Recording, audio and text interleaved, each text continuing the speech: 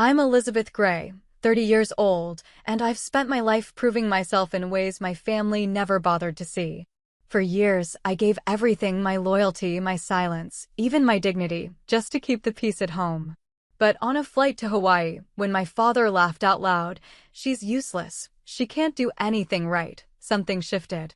Hours later, when the engines exploded midair and panic took over, I made a choice that changed everything. Have you ever been dismissed, humiliated, or underestimated by the very people who should have had your back? If so, share your story in the comments. You're not alone. Before I dive in, let me know where you're watching from. And if you've ever had to stand tall after being torn down, hit that like button and subscribe for more true stories about reclaiming your worth. Because what happened next, none of them ever saw coming. The flight to Hawaii was supposed to be a celebration. My parents had booked first-class seats for the whole family, a rare gesture that should have felt generous. Instead, it became another stage for their familiar performance of disappointment. I watched them settle into their leather seats with the practiced ease of people who belonged in expensive spaces, while I fumbled with my carry-on in the aisle. "Move faster," my mother said, not looking up from her magazine. "People are waiting." The overhead bin wouldn't close properly. My bag was wedged at an awkward angle, and every attempt to adjust it made things worse. Behind me, a line of passengers was forming, their impatience growing visible. I could feel my face heating up as I struggled with the latches. "She's useless," my brother muttered from his seat. "Can't even pack right." My father chuckled, the sound carrying further than he probably intended. Some things never change. I finally got the bin closed and slid into my seat, the middle seat, naturally. My parents flanked the window and aisle, leaving me squeezed between them like an afterthought. The airplane was filling up around us, families chatting excitedly about their vacations, couples sharing headphones, business travelers settling in with their laptops. Everyone seemed to belong somewhere. I pulled out my book and tried to disappear. The flight attendant began her safety demonstration, pointing to exits and explaining oxygen mask procedures with the kind of cheerful professionalism that made everything sound routine. I watched her movements, noting the practiced efficiency, the way she scanned the cabin for potential problems. Old habits.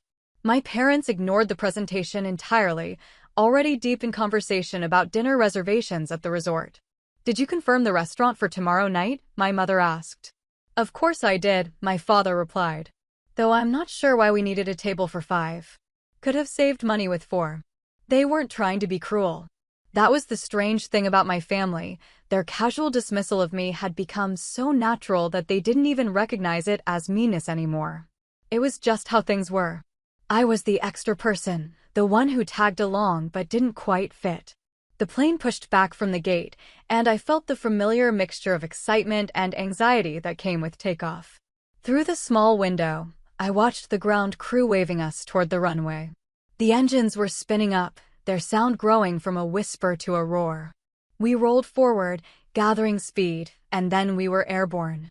Hawaii stretched ahead of us, 5 days of beaches and family dinners and carefully orchestrated activities designed to create the appearance of togetherness. I'd been on these trips before. I knew my role.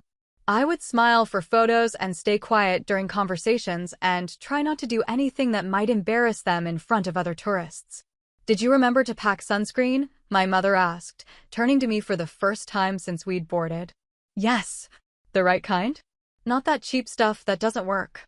"I packed the brand you recommended." She nodded, already losing interest. My father was studying the in-flight magazine, circling activities with a pen. My brother had his earbuds in, eyes closed.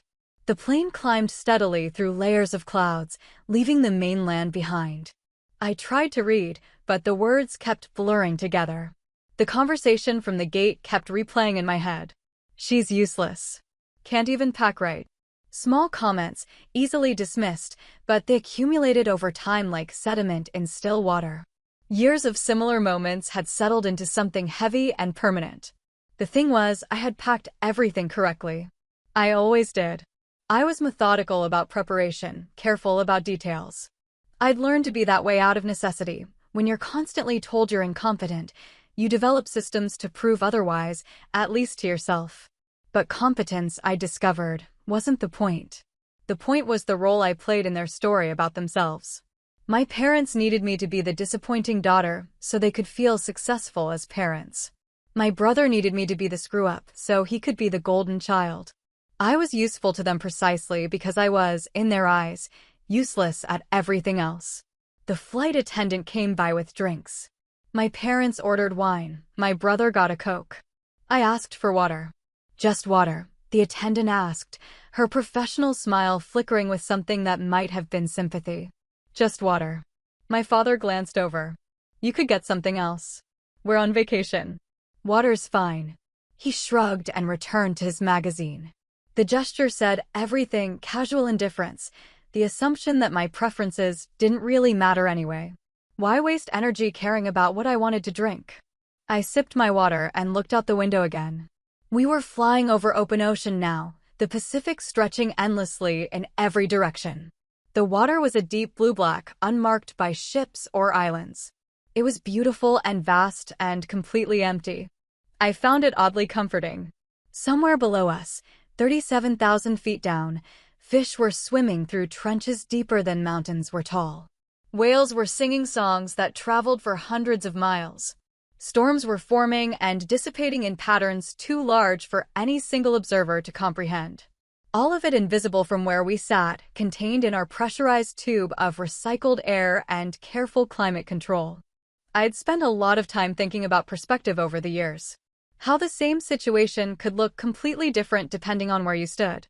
From my family's point of view, I was the problem child who never quite measured up. From mine, I was someone who'd learned to survive in a system designed to diminish me. The truth, I suspected, was somewhere in between. But I was beginning to think that maybe the truth mattered less than what you decided to do with it. The plane hit a small pocket of turbulence, just enough to make our drinks slosh gently in their cups. My mother gripped the armrest for a moment, then relaxed when the motion smoothed out. Turbulence was normal, expected. The airplane was built to handle much worse than a little atmospheric roughness. Just like people, I thought. We're all built to handle more than we think we can. The question is what happens when we finally find out what that limit actually is. The flight to Hawaii was supposed to be a celebration. Instead, it was already becoming something else entirely. I just didn't know it yet. Halfway through the flight, something shifted. Maybe it was the wine, or maybe my father had been building up to this moment since we'd left the ground. Either way, the careful politeness that had kept our family interactions civilized suddenly evaporated. It started with a comment about the resort reservations. My mother was worried about the dinner seating, whether we'd get a good table, whether the restaurant would be too crowded. Normal vacation anxieties that should have been easy to manage. I'm sure it'll be fine, I said. These places are used to handling large parties. My father looked at me like I'd said something profoundly stupid. What would you know about it? You've never organized anything like this. The comment hung in the air between us. A few nearby passengers glanced over, then quickly looked away. This was the kind of family drama that made people uncomfortable on airplanes, too intimate for public consumption, but impossible to escape in the confined space. I was just trying to help, I said. Help. My brother pulled out his earbuds, suddenly interested in the conversation. When have you ever actually helped with anything? My mother made a soft sound of disapproval, but not at him. At me, for creating a situation that required management. Let's not do this here, she said quietly. But my father was already warming up. I could see it in his posture, the way he shifted in his seat to face me more directly. He had an audience now, not just my family, but the other passengers within earshot. And he'd never been able to resist an audience. She's useless, he said, his voice carrying clearly across several rows. She can't do anything right. The words landed like physical blows. Not because they were surprising. I'd heard variations of them my whole life, but because of where we were. Trapped together at 37,000 feet, surrounded by strangers who were now witnessing my humiliation in real time. Laughter followed. Sharp, dismissive laughter from my brother, nervous chuckling from my mother, and then, worst of all, a few snickers from the passengers around us. People who didn't know me, who had no stake in this family dynamic, but who found something amusing in watching a grown woman get torn down by her own relatives. My face burned. Heat spread from my cheeks down my neck, that horrible flush of shame that made me feel like I was glowing with embarrassment. I wanted to disappear, to sink through the airplane floor and fall into the ocean below. Instead, I sat perfectly still and tried to keep breathing. "That's enough," I said quietly. "Is it?" My father's voice had taken on that particular edge it got when he sensed weakness. "Because I don't think it is. I think this is exactly the conversation we should be having. About accountability. About contributing something meaningful instead of just taking up space." More passengers were listening now. I could feel their attention like heat from a fire, uncomfortable and impossible to ignore. The woman across the aisle was pretending to read, but her book hadn't moved in several minutes. The man behind me had stopped tapping on his laptop. Even the flight attendants seemed to be giving our section a wider berth than usual. "She's always been like this," my brother added, emboldened by the audience. "Remember when she was supposed to organize Mom's birthday party? Complete disaster." That wasn't how I remembered it. The party had gone fine. People had enjoyed themselves. But facts didn't matter when the story was already written. In their version of events, I was the screw-up, the family member who couldn't be trusted with important responsibilities. "I've tried," my mother said, her voice taking on that martyred tone she used when she wanted sympathy. "God knows I've tried to help her, to give her opportunities to prove herself. But some people just can't handle responsibility." The airplane felt smaller suddenly, like the walls were closing in. The recycled air seemed thinner, harder to breathe. I could hear the engines humming beneath us, carrying us forward over thousands of miles of empty ocean, and all I wanted was to be anywhere else in the world. "You know what the problem is?" my father continued, really hitting his stride now. "She's never had to face consequences. She's always had us to bail her out, to clean up her messes. Maybe it's time she learned what it's like to handle things on her own." I stayed silent, but inside, something was breaking. Not the kind of dramatic shattering you see in movies, but something quieter and more fundamental. A line was being crossed, and I could feel myself stepping over it even as I sat motionless in my seat. They were wrong about almost everything. I'd been handling things on my own for years. I'd built a life they knew almost nothing about, developed skills they'd never bothered to ask about, proven myself in ways they couldn't even imagine. But I'd let them maintain their illusions because it was easier than fighting. Because challenging their narrative would have required energy I didn't want to spend. Now, listening to them perform my inadequacy for an audience of strangers, I realized that my silence hadn't been kindness. It had been cowardice. I'd protected their feelings at the expense of my own dignity, and they'd interpreted that protection as confirmation of their worst assumptions about me. The laughter was dying down now, but the damage was done. I could feel the weight of judgment from the other passengers, the comfortable superiority of people who were grateful not to be in my position. I'd become entertainment for them, a cautionary tale about family dysfunction that they could discuss later with their own relatives. My father settled back in his seat, satisfied. My mother was already pulling out her magazine, ready to move on now that the unpleasantness was over. My brother was putting his earbuds back in, having contributed his part to the performance. They thought it was finished. They thought they'd made their point and could return to the normal rhythm of the flight. But something had changed in those few minutes of public humiliation. Something I couldn't quite name yet, but that I could feel shifting inside me like tectonic plates finding a new arrangement. I looked out the window at the endless ocean below and felt something I hadn't experienced in years: clarity. For the first time in a long time, I knew exactly who I was. And more importantly, I knew exactly who they weren't. The revelation should have felt liberating, but instead it just felt sad. 30 years of letting them define me, 30 years of accepting their version of my story. I'd wasted so much time trying to earn approval from people who were fundamentally incapable of giving it. But that was about to change. I just didn't know how dramatically. It wasn't always this way. Growing up, I was the overlooked middle child, caught between my older brother's achievements and my younger sister's charm.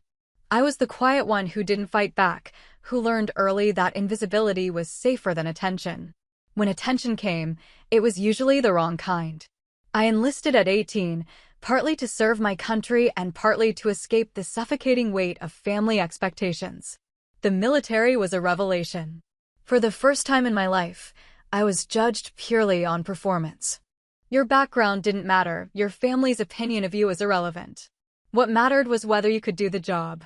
And I could do the job. Better than most, it turned out. I had a natural aptitude for flying that surprised even me. The instructors noticed it during basic training, the way I understood aircraft systems intuitively, the way I stayed calm under pressure. They recommended me for advanced programs, opportunities that led to more opportunities. Fighter pilot training was brutal. The washout rate was nearly 70%. The physical demands were extreme, but the mental pressure was worse. Every day, instructors looked for reasons to eliminate candidates. They tested your decision-making under stress, your ability to process information quickly, your capacity to function when everything was going wrong at once. I thrived. Not because I was fearless, I was terrified most of the time, but because I'd learned to function despite fear. Years of family dynamics had taught me to compartmentalize, to perform under hostile conditions, to maintain focus when people were actively working to undermine my confidence. The first time I flew solo in a fighter jet, I understood something fundamental about myself. I wasn't the incompetent person my family had convinced me I was. I was someone who could handle complex machinery traveling at 600 miles per hour, someone who could make split-second decisions with lives hanging in the balance. The contrast with my family's assessment of my capabilities was so stark it was almost funny. Almost, but not quite.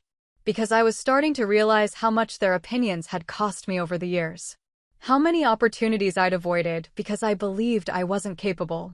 How many times I'd held myself back because I'd internalized their expectations of failure. But I never told them the details of what I was doing. When I called home from training bases, I kept things vague. Still in the Air Force, I'd say. Still learning to fly. They assumed I had some kind of support role, maybe flying cargo planes or doing routine transport missions. To them, I was still the girl who tripped over her shoelaces in gym class. It was easier that way. Explaining would have required them to fundamentally revise their understanding of who I was, and people don't do that easily. Especially when their identity is built around being the successful ones in the family, the ones who had their lives figured out while their daughter stumbled through hers. My first deployment was to a combat zone.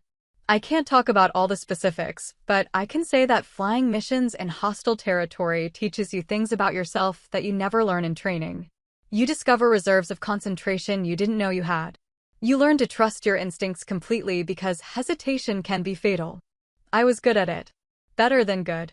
My squadron leader wrote commendations that used words like exceptional and outstanding and natural leadership ability. The same qualities my family had spent years telling me I lacked were the ones that made me excel in one of the most demanding jobs in the world. When I came home on leave, I tried to share some of what I'd experienced. Not the classified parts, just the basic reality of what my life had become. But they couldn't process it. My father changed the subject when I mentioned combat missions. My mother asked if I was getting enough sleep and eating properly, as if I were still a child who couldn't take care of herself. My brother was the worst. He'd graduated from business school and gotten a job at a consulting firm, and he treated my military service like an extended phase I was going through. "When are you going to get a real job?" he asked. "You can't stay in the military forever." I stopped trying to explain after that. It was like speaking a foreign language to people who had no interest in learning it. They'd constructed a version of me that served their psychological needs, and contradictory evidence wasn't going to change that. So I lived two separate lives. In one, I was a decorated fighter pilot who'd earned the respect of peers and superiors through demonstrated competence under extreme conditions. In the other, I was the disappointing daughter who couldn't be trusted with important responsibilities. The cognitive dissonance was exhausting. Every family gathering required me to shrink myself back down to their size, to pretend that their assessment of my abilities was accurate. I did it because maintaining family relationships seemed important, because I'd been taught that challenging their narrative was selfish and destructive. But sitting on that airplane, listening to them perform my inadequacy for strangers, I realized that I'd been protecting the wrong thing. I'd been so concerned with keeping the peace that I'd sacrificed my own dignity.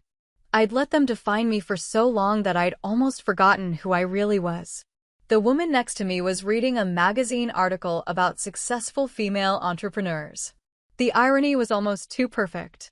Here I was, being publicly humiliated by people who thought I couldn't handle basic adult responsibilities, while I possessed skills that most people couldn't even imagine. I could land a damaged aircraft on a carrier deck in rough seas. I could coordinate complex missions involving multiple aircraft and ground units. I could make life-or-death decisions in fractions of seconds. But I couldn't make my family see me clearly. That was the one mission I'd never been able to complete successfully. Looking back, I think that moment on the airplane was when I finally stopped trying. Not consciously, I didn't make a deliberate decision to give up on earning their approval. But something inside me let go of the hope that things might change if I just tried harder or explained better or proved myself more completely. They were going to think what they wanted to think regardless of evidence.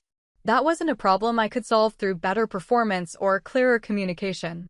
It was a limitation they'd chosen, and I was done making it my responsibility to overcome. The freedom in that realization was terrifying and exhilarating at the same time. For the first time in my adult life, I didn't have to care what they thought of me. I could just be who I actually was and let them deal with the consequences of their own assumptions. I had no idea how dramatically that shift in perspective was about to be tested. As the humiliation replayed in my mind, I stared out the window to steady myself. The Pacific stretched endlessly below us, a vast expanse of blue-black water that seemed to absorb light rather than reflect it. From this altitude, the ocean looked deceptively calm, its surface smooth as glass. But I knew better.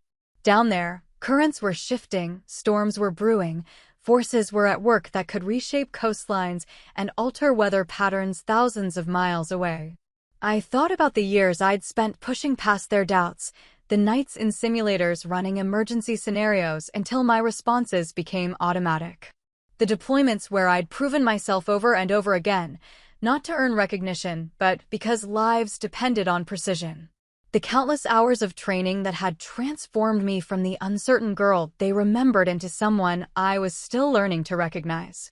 My father's voice kept echoing in my head, "She's useless. She can't do anything right." The casual cruelty of it was what hurt most. Not anger or disappointment, which would have suggested I mattered enough to evoke strong emotions. Just dismissive certainty, the kind of judgment you pass on something you've already written off. The strange thing was how normal this felt to them. My mother had already returned to her crossword puzzle. My brother was scrolling through his phone, probably texting friends about the awkward family moment he'd just witnessed. My father was reading the airline magazine with the satisfied expression of someone who'd successfully made his point. They'd humiliated me in front of strangers and moved on as if it were just another part of the flight experience. I watched a flight attendant walk past, checking seatbelts and collecting empty cups with practiced efficiency. She caught my eye for a moment and offered a professional smile, the kind that acknowledged difficulty without getting involved. I wondered what she thought of our family drama, whether she'd heard enough of these confrontations to recognize the patterns, whether she felt sorry for me or just wished we'd keep our dysfunction to ourselves. The airplane felt smaller than when we'd taken off, like the air was getting thinner despite the pressurization systems.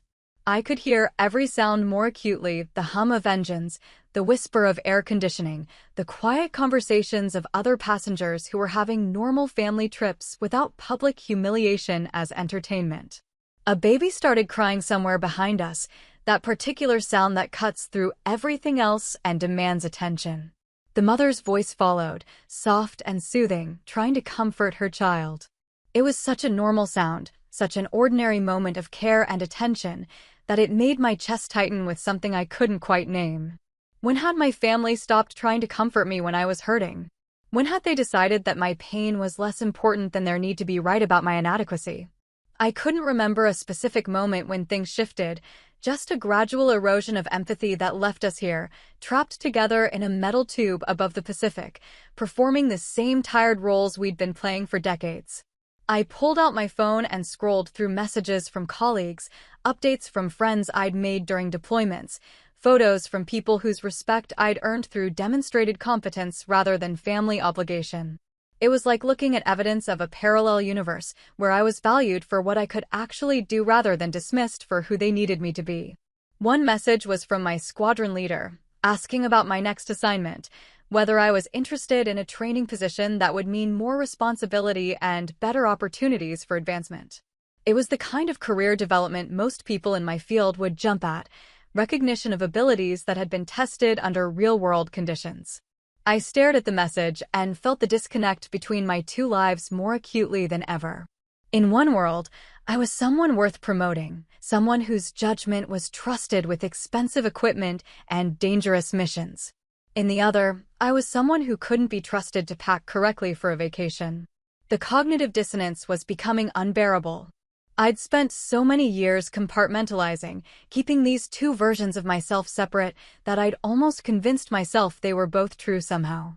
But sitting there, feeling the weight of my family's collective disdain while holding evidence of professional recognition in my hands, I realized that only one of these stories could be accurate. Either I was the incompetent person they saw, or I was the capable professional my colleagues knew. Either their assessment was correct, or their assessment was irrelevant. There wasn't a middle ground where both versions could coexist without destroying something fundamental about my sense of self. I looked at my father, who was circling restaurant recommendations in the in-flight magazine with the same methodical attention he brought to everything. He was a good man in many ways, responsible, hardworking, committed to providing for his family. But he'd never been able to see me clearly, and I was beginning to understand that this wasn't a failing I could fix through better communication or improved performance. Some people are limited by their own assumptions, imprisoned by stories they've told themselves for so long that contradictory evidence becomes invisible. My father needed me to be the disappointing daughter because it confirmed his understanding of how families work, how success is distributed, how people like him differ from people like me. Revising that assessment would require him to question too many other assumptions about himself and the world. My mother was similar but different. Her dismissal of me felt more protective than malicious, like she was trying to shield me from expectations I might not be able to meet. But the result was the same, a systematic underestimation of my abilities that had shaped decades of family interaction. My brother was perhaps the most honest in his cruelty. He needed me to fail because my success would diminish his specialness as the family achiever. It was a zero-sum game in his mind, where my competence would somehow reduce his worth. So he'd become invested in my inadequacy in ways that were both obvious and unconscious. The airplane hit another patch of minor turbulence, just enough to make our drinks shift in their holders. I felt the familiar sensation of the aircraft adjusting to changing air currents, the subtle movements that kept us stable despite forces trying to knock us off course. It was a perfect metaphor for what I'd been doing my entire adult life, constantly adjusting, constantly compensating, constantly working to maintain equilibrium in the face of destabilizing forces. But I was tired of being the one who always adjusted. Tired of shrinking myself to fit their expectations, tired of pretending their assessment of my abilities was accurate, tired of protecting their feelings at the expense of my own dignity. The silence between us stretched on, filled with the white noise of air travel and the comfortable murmur of other families having normal conversations. I realized that their laughter said more about them than it ever could about me.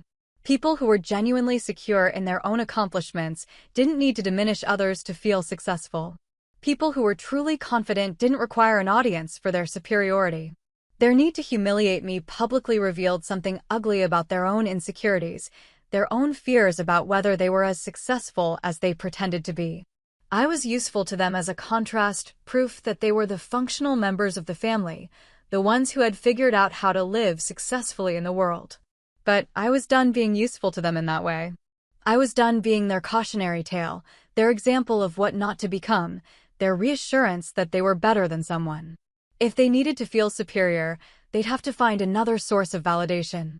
The Pacific continued to stretch endlessly beneath us, unmarked by boundaries or landmarks, holding secrets in its depths that would never be fully understood. Like most large systems, it operated according to principles that were invisible from the surface, but absolutely fundamental to its functioning. I was beginning to understand that families operated the same way. The visible dynamics were often less important than the hidden currents underneath, the unspoken agreements about who got to be what, who was allowed to succeed, who had to carry the burden of everyone else's need to feel adequate. For 30 years, I'd been carrying that burden without fully recognizing its weight. Now I could feel it lifting, not all at once but gradually, like pressure equalizing after a long descent. The freedom was dizzying and frightening and absolutely necessary. I had no way of knowing that in just a few minutes, everything would change completely. That the assumptions and roles and careful family dynamics we'd all invested in would become irrelevant in the face of actual crisis. That I would finally have the opportunity to show them exactly who I was, not through words or explanations, but through actions that would speak more clearly than any conversation we'd ever had. But for now, I just sat quietly and watched the ocean pass beneath us, feeling something shift inside me that couldn't be shifted back. Whatever happened next, I was done pretending to be smaller than I was. Then came the jolt. One moment we were flying smoothly through clear skies.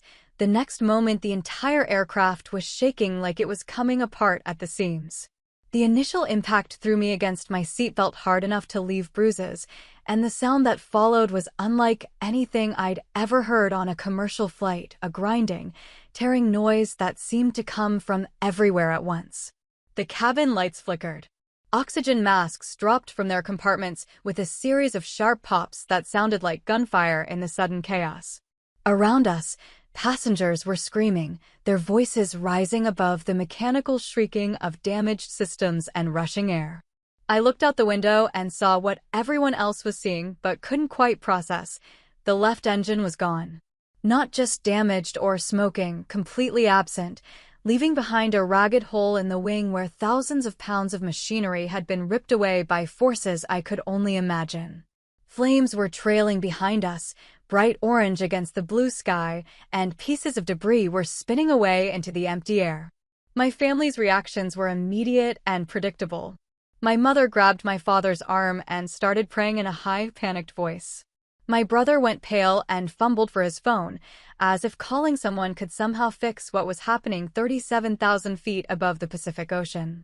My father sat frozen, his face drained of color, staring at the oxygen mask dangling in front of him like he'd never seen one before. Around us, the cabin had erupted into chaos. Passengers were screaming, crying, clutching each other with the desperate intensity of people who suddenly understood they might be about to die. The flight attendants were trying to restore order, moving through the aisles with practiced efficiency despite their own obvious fear, helping people with their oxygen masks and attempting to calm the panic that was spreading through the cabin like a contagion. But I felt something else entirely. As the airplane shuddered and bucked around us, as alarms sounded from the cockpit and the smell of smoke began to filter through the cabin air, I experienced a strange kind of clarity. The fear was there. Anyone who wasn't afraid in that situation would have been clinically insane, but underneath the fear was something familiar, the calm that comes when training takes over from thinking. I'd been in emergency situations before. Not exactly like this one, but close enough that my mind automatically began running through procedures, assessing options, calculating possibilities. While everyone else was processing the emotional reality of imminent disaster, I was already thinking about solutions. The aircraft was still flying, which meant we had some control. The right engine was still functioning, which meant we had some power. We were losing altitude, but not in an uncontrolled dive, which meant the pilots were managing the emergency with whatever control surfaces were still responding. These were good signs, indicators that survival was possible if the right decisions were made quickly enough. But the screaming from the cockpit suggested that the right decisions might not be getting made. Through the open cabin door, I could see one of the pilots slumped over his controls while the other struggled with what appeared to be a catastrophic system failure.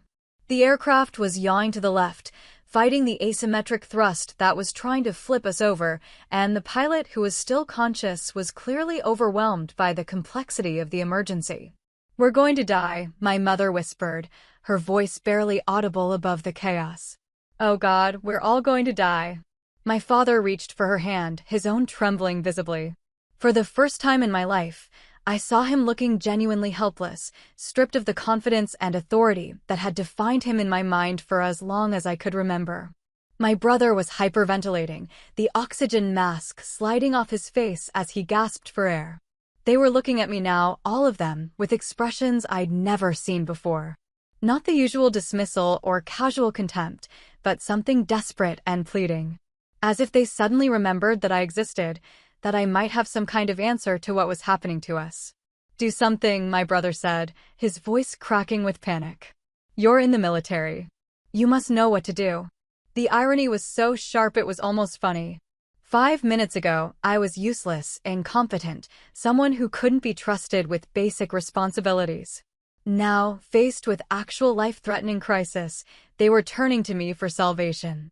The same person they'd spent the last hour humiliating was suddenly their best hope for survival. But I didn't say any of that. There wasn't time for recriminations or "I told you so" moments. The aircraft was in serious trouble, people were going to die if someone didn't act quickly, and I might be the only person on board with the training and experience necessary to prevent a complete disaster. I unbuckled my seatbelt and stood up, moving toward the aisle with the kind of steady purpose that comes from years of emergency training. Around me, passengers were still screaming and crying, but I tuned them out the way I'd learned to tune out distractions during combat missions. Focus on what mattered. Ignore everything else. A flight attendant tried to stop me. "Sir, you need to return to your seat and put on your oxygen mask." "I'm a pilot," I said, loud enough for her to hear me over the chaos. "Fighter pilot. I need to get to the cockpit." She looked at me with the kind of desperate hope that people cling to in impossible situations. "Can you help them?" "I can try." She stepped aside, and I moved forward through the cabin, past rows of terrified passengers who were clutching their oxygen masks and each other with equal desperation. The aircraft was still shaking, still losing altitude, but it was flying. That was the important thing. As long as it was flying, there was hope. The cockpit door was open, probably because the crew had been too busy dealing with the emergency to worry about security protocols. I could see both pilots now, one unconscious, possibly from hitting his head during the initial impact, the other wrestling with controls that were barely responding to his inputs. "I'm a pilot," I called out as I approached. "Military. I can help." The conscious pilot looked back at me with eyes wide with relief and desperation. "Thank God. I can't hold it much longer. We lost the left engine completely, hydraulics are failing, and Jim is unconscious. I don't know if we can make it to land." I stepped into the cockpit and took in the situation at a glance. Every instinct I'd developed over years of training told me that this aircraft was on the edge of complete catastrophic failure. But it was still flying, still responding to some degree to pilot input, which meant there was still a chance. For the first time in my life, I was going to show my family exactly who I really was. Not through words or explanations, but through actions that would speak more clearly than any conversation we'd ever had. I moved toward the pilot's seat, steady and calm despite the chaos erupting around us, and felt something I hadn't experienced in years: complete certainty about my own capabilities.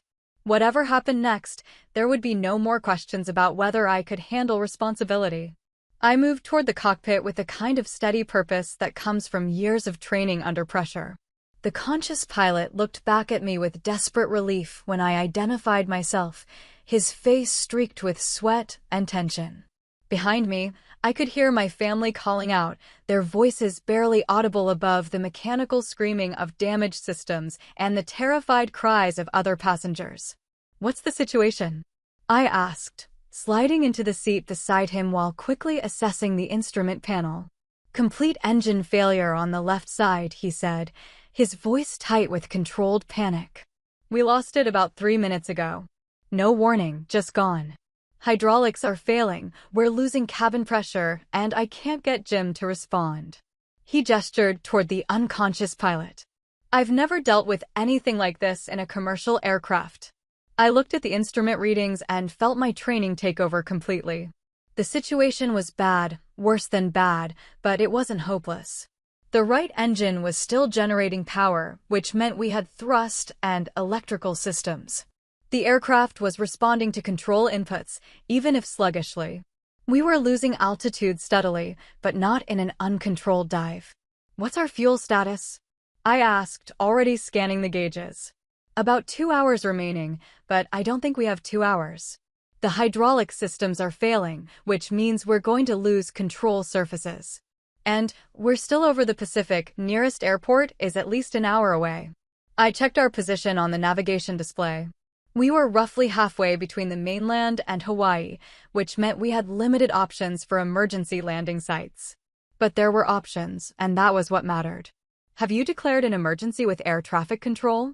"Yes, they're vectoring us toward the nearest suitable airport, but good. Keep them informed of our status changes. I'm going to help you stabilize this aircraft." The pilot, his name tag read Captain Morrison, nodded with the kind of desperate trust that people place in potential saviors when they have no other choices. "What do you need me to do?" "Keep flying. I'm going to work on the engine and hydraulic problems." I'd flown different aircraft than this commercial airliner, but the fundamental principles were the same. Power, lift, control, and navigation, the 4 basic requirements for keeping any aircraft in the sky. We had power from the remaining engine, we had lift as long as we maintained airspeed, and we had enough control to keep flying level. Navigation was just a matter of getting to the nearest runway before something else failed catastrophically. The hydraulic failure was the most serious immediate problem. Without hydraulic pressure, we'd lose the ability to control the aircraft's flight surfaces, the rudder, elevators, and ailerons that kept us stable and steerable. But most modern aircraft had backup systems, redundancies built in for exactly this kind of emergency. "Try switching to the auxiliary hydraulic system," I suggested, pointing to the appropriate controls. Morrison's hands were shaking as he made the adjustment, but the results were immediate.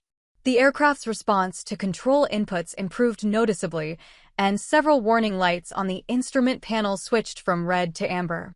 "That's better," he said, relief evident in his voice. "How did you know to do that?" "Emergency procedures. We drill this stuff constantly in military training. Different aircraft, same principles."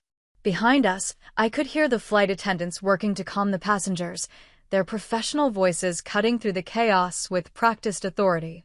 The screaming had died down somewhat, replaced by a tense murmur of prayers and whispered conversations. People were beginning to process what was happening, moving from pure panic toward the kind of grim determination that emerges when survival becomes the only priority. I checked the unconscious pilot's pulse, steady but weak, and made sure his airway was clear. He'd taken a significant blow to the head during the initial emergency, probably when the aircraft lurched from the engine failure. He needed medical attention, but that would have to wait until we were safely on the ground. "What's our descent rate?" I asked. Morrison checked the altimeter. "About 800 feet per minute. We're at 31,000 now." That gave us roughly 38 minutes before we'd be forced to attempt a water landing, assuming we couldn't find a runway. The mathematics were simple and unforgiving. We needed to cover a lot of distance in a limited amount of time with a damaged aircraft that was gradually losing its ability to fly. "What airports are within range?" "Air traffic control is vectoring us toward an emergency field about 200 miles southeast of our current position. It's a military airstrip, long enough to handle commercial aircraft, but the approach is going to be challenging even under normal conditions." I knew the field he was talking about. I'd landed there before during training exercises. The runway was adequate, but it was surrounded by mountainous terrain that made the approach tricky even for experienced military pilots. In a damaged commercial airliner with failing systems, it would be like threading a needle while blindfolded. But it was possible. Difficult, dangerous, with a significant probability of failure, but possible. And possible was infinitely better than the alternative. "I can get us there," I said, "and mend it." Morrison looked at me with the kind of assessment that pilots give each other when lives are on the line. Whatever he saw in my expression seemed to reassure him. "What do you need?" "I need to take primary controls. You handle communications with air traffic control and monitor the engine status. If anything changes with our power situation, let me know immediately." He nodded and began making the transition, his hands steady now that he had someone sharing the burden of decision-making. As I took control of the aircraft, I felt the familiar sensation of connection between pilot and machine, the subtle feedback through the controls that told me exactly how the aircraft was responding to my inputs. The airplane was hurt, but it was still flying. The asymmetric thrust from the remaining engine wanted to pull us into a left turn, but I could compensate with rudder pressure. The reduced hydraulic pressure made the controls heavy, but they were still responsive enough for precise flying. We were losing altitude, but gradually and under control. I began a shallow turn toward the emergency airfield, feeling the aircraft's response through my hands and feet. Every vibration, every small change in the engine note, every shift in the instrument readings became part of my awareness. This was what I'd been trained for, not this exact situation, but situations where technical knowledge and calm decision-making were the only things standing between survival and disaster. Through the cockpit windows, I could see the Pacific Ocean stretching endlessly in every direction, beautiful and terrifying in its vastness. If we couldn't make it to the airfield, that water would be our only option for an emergency landing. Commercial aircraft weren't designed for water landings, and the survival rate for ocean crashes was depressingly low. But I wasn't going to let that happen. Not to the hundreds of passengers behind me, not to the crew who were depending on me, and not to my family who were finally seeing me for who I really was. Air traffic control wants to know our passenger count and fuel remaining, Morrison said. Tell them we have approximately 340 souls on board and about 90 minutes of fuel. And tell them we're going to need emergency services standing by: fire, rescue, medical.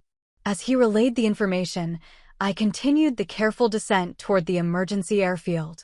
Every minute that passed brought us closer to safety, but also closer to the point where our remaining systems might fail completely.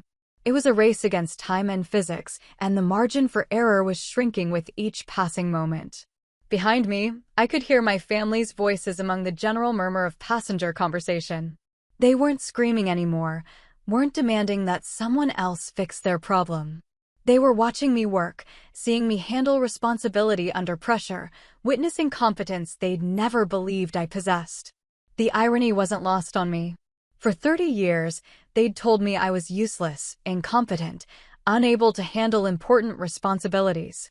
Now their lives depended on abilities they'd never acknowledged, skills they'd never bothered to ask about, competence they'd systematically dismissed. But I wasn't flying this aircraft to prove them wrong or to earn their belated respect. I was flying it because people needed help, and I had the training and experience to provide that help.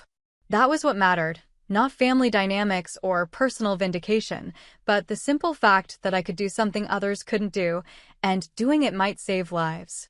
The emergency airfield appeared on the navigation display as a small icon, still more than 100 miles away.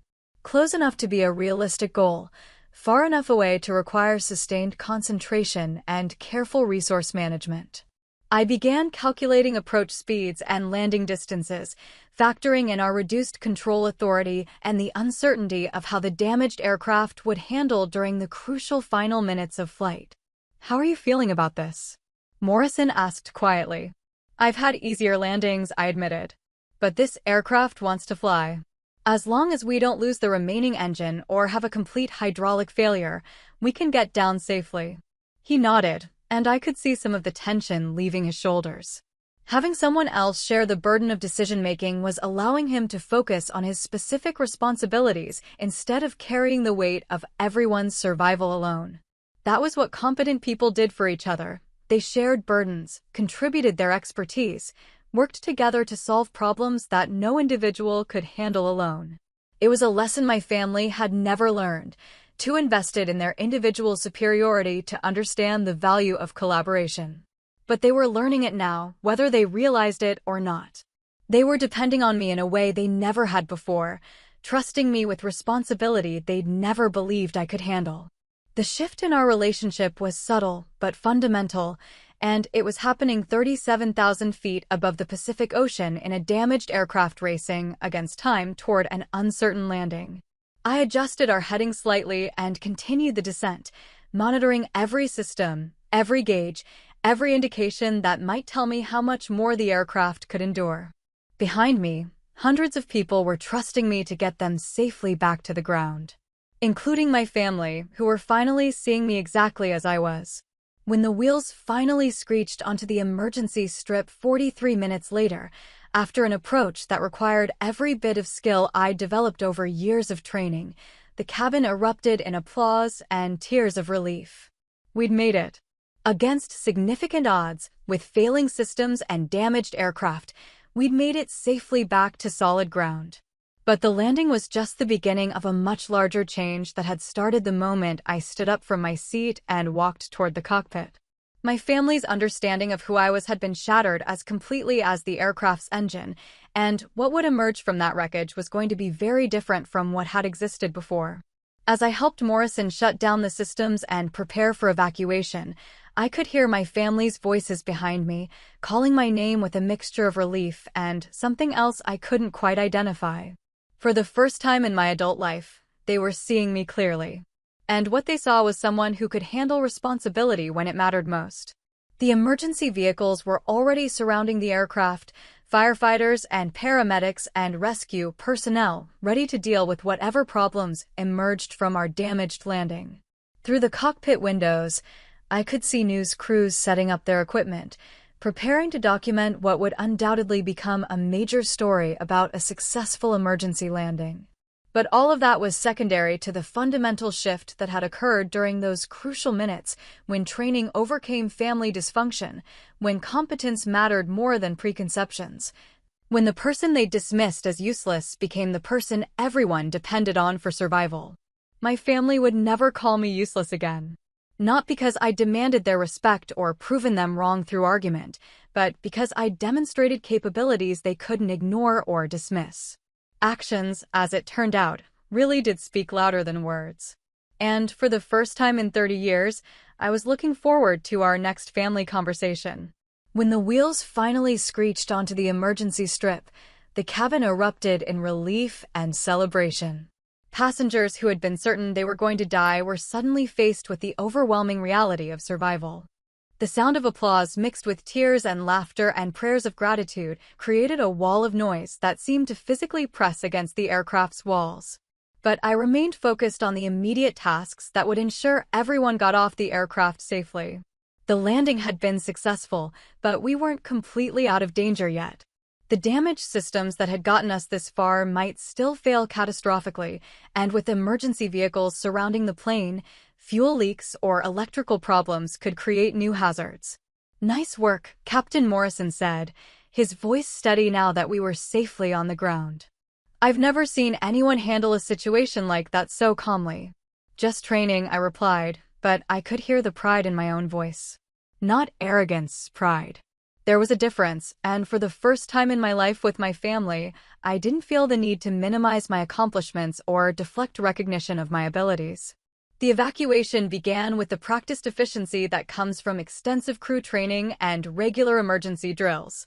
Flight attendants moved through the cabin, helping passengers gather essential belongings and directing them toward the exits in order of priority. The elderly and families with children went first, then everyone else in orderly rows. I stayed in the cockpit until the medical team arrived to take care of Jim, the unconscious pilot. He was stirring now, conscious, but clearly disoriented, asking questions about what had happened and where we were. The paramedics loaded him onto a stretcher with the kind of careful attention that suggested his injuries were serious, but not life-threatening. As I finally prepared to leave the cockpit, I could see my family in the aisle, moving slowly toward the exit with the other passengers. They kept looking back toward the front of the aircraft, trying to see what I was doing, their faces showing a mixture of relief and something else I was still learning to recognize. It wasn't quite respect, that would take time to develop, but it was the beginning of respect. The first crack in 30 years of assumptions about who I was and what I was capable of. They had witnessed something that couldn't be explained away or dismissed as luck or accident. They had seen competence under pressure, decision-making in crisis, skills they hadn't known I possessed. The evacuation was proceeding smoothly, which was what mattered most. Every passenger who walked off that aircraft alive was a small victory, proof that the emergency procedures had worked, that training and preparation and calm decision-making could triumph over catastrophic mechanical failure. I gathered the essential paperwork and prepared to leave the cockpit. As I stepped into the cabin, I could see that most of the passengers had already evacuated, leaving behind only a few stragglers and the crew members who were doing final safety checks. The aircraft felt eerily quiet after the chaos of the last hour, like a building after everyone has gone home for the night. My family was waiting for me near the exit door. They'd stayed behind while other passengers evacuated, which surprised me. I'd expected them to be among the first people off the aircraft, eager to get away from the scene of potential disaster. Instead, they were standing together in a small group, watching me approach with expressions I'd never seen before. "Are you okay?" my mother asked, and I could hear genuine concern in her voice.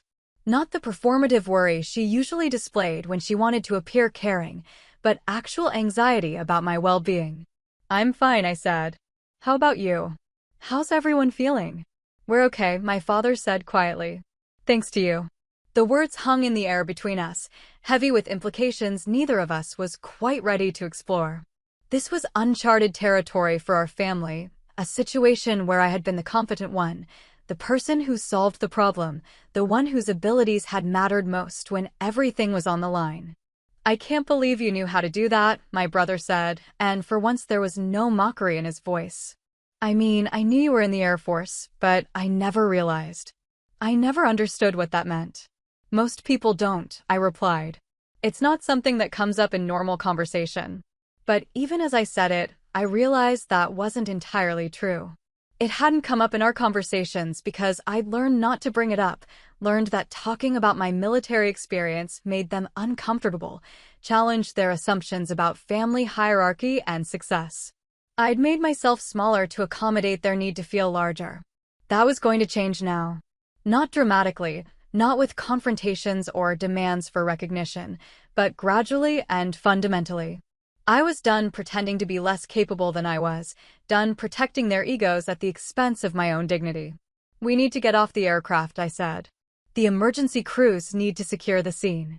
We moved toward the exit together, passing through the door where a flight attendant was waiting to assist passengers down the inflatable slide that had been deployed for the evacuation. It was surreal to be leaving the aircraft this way after what we'd just experienced, like waking up from a dream that had been part nightmare and part revelation. The emergency crews were waiting at the bottom of the slide with blankets and bottles of water, treating everyone like survivors of a traumatic experience rather than passengers who had simply arrived at an unexpected destination. Which, I supposed, was exactly what we were. News crews were setting up their equipment at a respectful distance, preparing to document what would undoubtedly become a major story. I could already imagine the headlines: "Hero pilot saves commercial flight," "Emergency landing prevents disaster," "Military training saves 340 lives." The kind of recognition that I'd never sought, but that felt strangely satisfying after years of having my abilities dismissed. My family stayed close to me as we moved through the crowd of passengers and emergency personnel.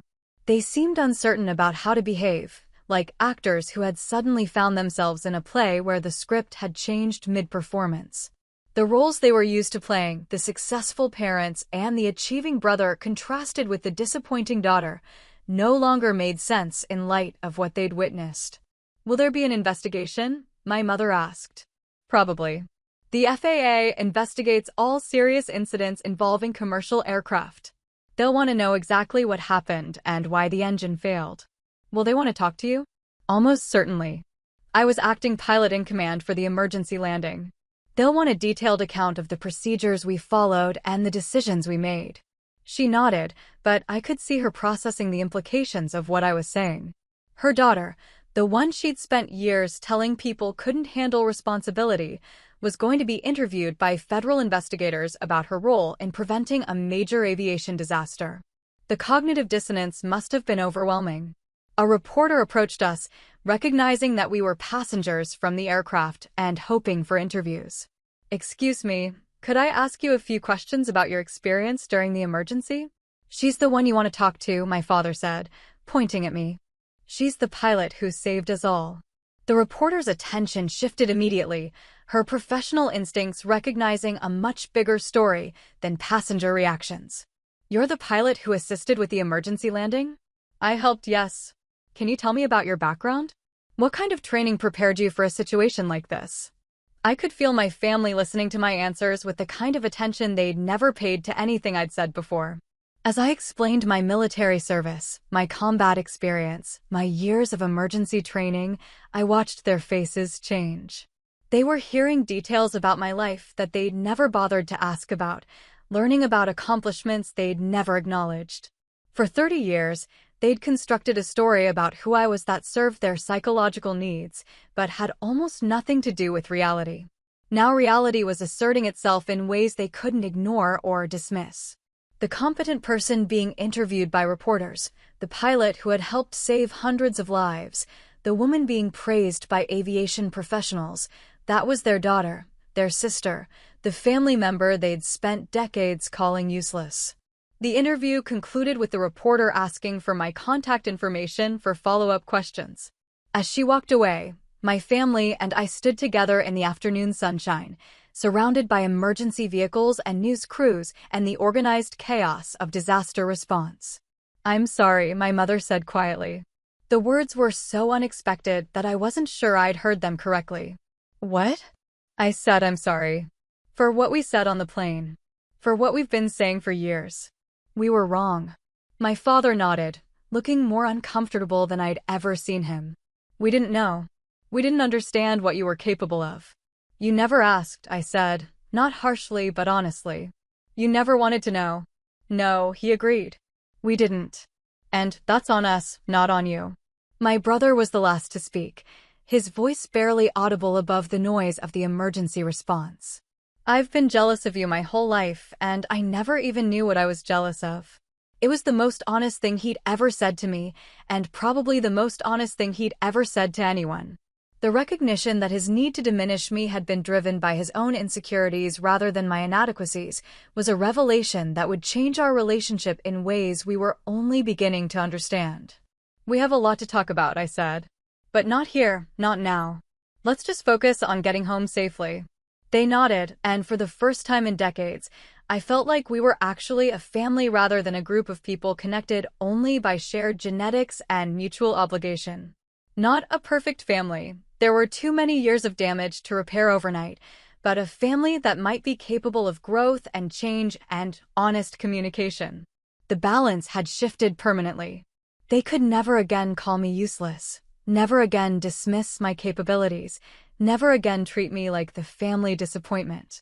They had seen me at my best when everything was at stake, and that kind of revelation couldn't be undone. More importantly, I had seen myself clearly for perhaps the first time. Not through their eyes or in reaction to their expectations, but as I actually was competent, skilled, capable of handling responsibility when it mattered most.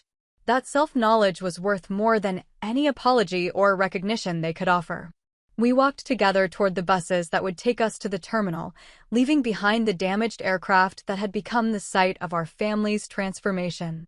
Behind us, investigators were already beginning their preliminary examination of the wreckage, trying to understand exactly what had gone wrong and how disaster had been averted. But I already knew the answer to their most important question. Disaster had been averted because when it mattered most, competence had triumphed over assumptions, training had overcome family dysfunction, and actions had spoken louder than 30 years of words. That was a lesson none of us would ever forget. Later, as we walked off the tarmac together, my family's voices had changed completely. The sharp edges of dismissal and casual cruelty had been replaced by something softer, more tentative. They were speaking to me the way people speak to someone they're still learning to know, someone whose capabilities have surprised them in fundamental ways. "I keep thinking about what would have happened if you hadn't been on that plane," my mother said as we waited for the bus that would take us to the terminal. "Someone else would have helped," I replied, though I wasn't entirely sure that was true. The specific combination of training and experience that had allowed me to assist Captain Morrison wasn't common among commercial airline passengers. "But what if there hadn't been someone else?" she pressed. "What if you'd been the only person who could have handled that situation?" It was a question I'd been avoiding thinking about, but she was right to ask it. If I hadn't been on that flight, if I hadn't had the training and experience necessary to assist with the emergency landing, the outcome might have been very different. Hundreds of lives had potentially depended on capabilities my family had spent decades dismissing as irrelevant. I try not to think about what-if scenarios, I said. What matters is what actually happened. But privately, I was beginning to understand the full implications of what had occurred. Not just the successful emergency landing, but the complete reversal of family dynamics that had defined our relationships for 3 decades. The person they'd called useless had become the person everyone depended on when survival was at stake. The irony was almost overwhelming. For years, I'd wanted their recognition, their acknowledgement of my abilities, their respect for what I'd accomplished in my military career. I'd imagined scenarios where they would finally see me clearly, where they would apologize for their dismissive treatment and acknowledge their mistakes. Now that it had actually happened, it felt different than I'd expected. Less satisfying, more complicated. Because I could see how much their revelation was costing them, how difficult it was for them to confront the fact that they'd been fundamentally wrong about someone they'd known their entire lives. My father was particularly struggling with the adjustment. He kept looking at me sideways, as if I were a puzzle he was trying to solve. The daughter he thought he knew, the disappointing one who couldn't handle basic responsibilities, had been replaced by someone who could land damaged aircraft under emergency conditions. The cognitive dissonance was visible in every interaction. "How long have you been able to fly like that?" he asked as we boarded the bus. "Military pilots train for emergency situations constantly," I said. "But every situation is different. You never know exactly what you'll be capable of until you're tested. But you knew you could do it? When you saw what was happening, you knew you could help." I thought about that for a moment. I knew I had training and experience that might be relevant. Whether it would be enough, that was something I could only find out by trying. He nodded, but I could tell he was still processing the implications. His daughter had walked into a life-threatening emergency and calmly taken control of a situation that was overwhelming trained commercial pilots. That level of competence under pressure wasn't something that developed overnight or by accident. My brother was handling the adjustment differently. Instead of trying to understand how I'd developed abilities he'd never recognized, he was focused on his own reaction to the crisis.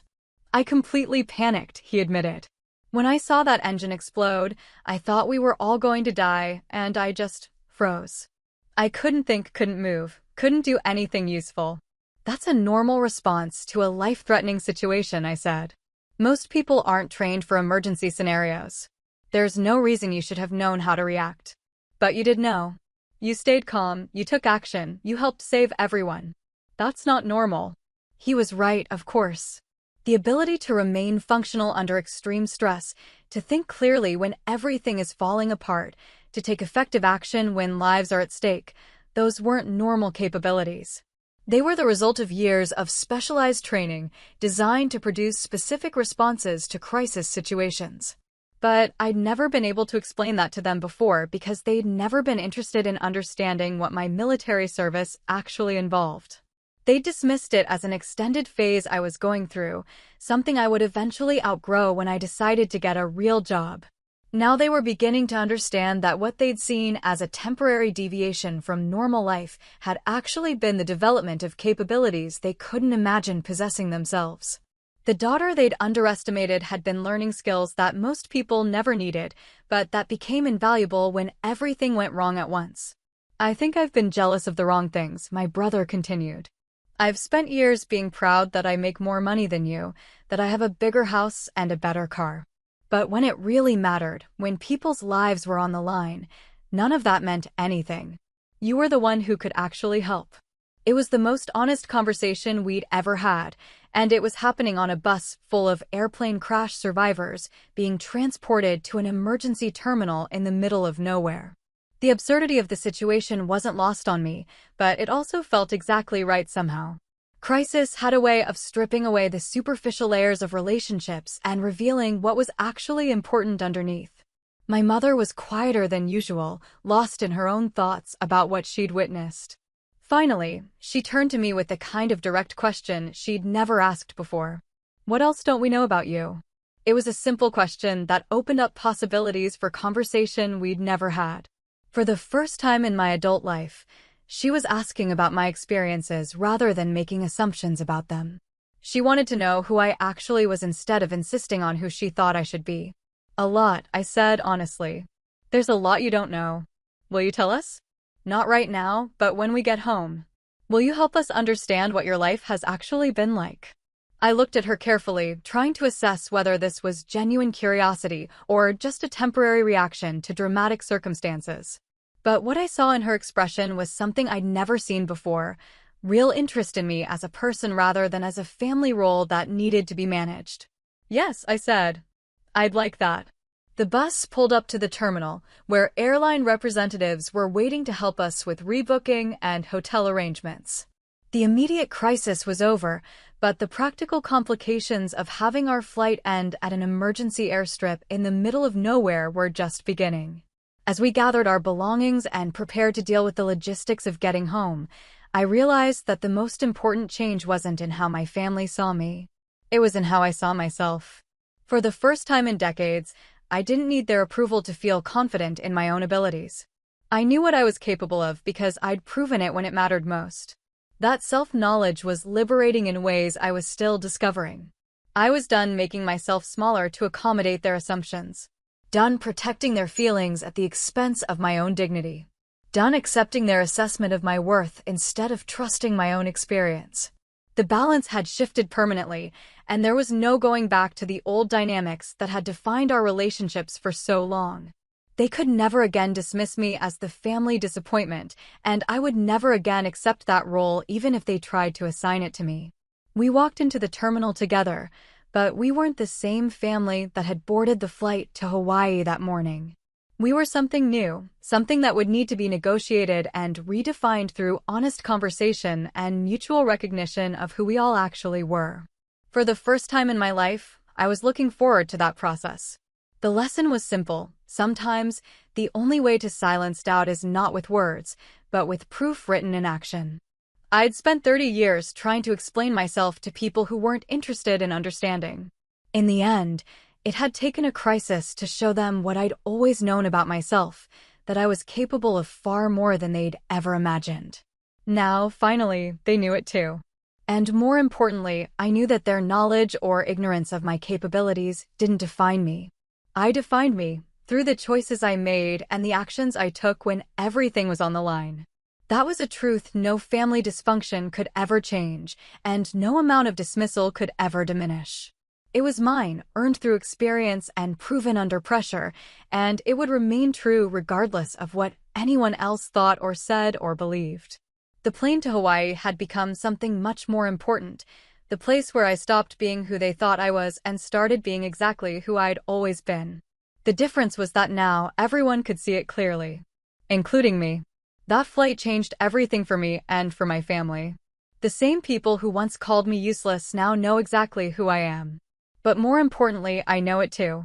Have you ever been underestimated by the people closest to you, only to prove them wrong when it mattered most? How did it feel when the truth finally came out? And if you've ever carried other people's doubts on your shoulders, what did it take for you to finally set them down? Drop your story in the comments. I'd love to hear it. And if this resonated with you, hit that like button, subscribe, and share this with someone who needs the reminder. You're capable of far more than people may believe.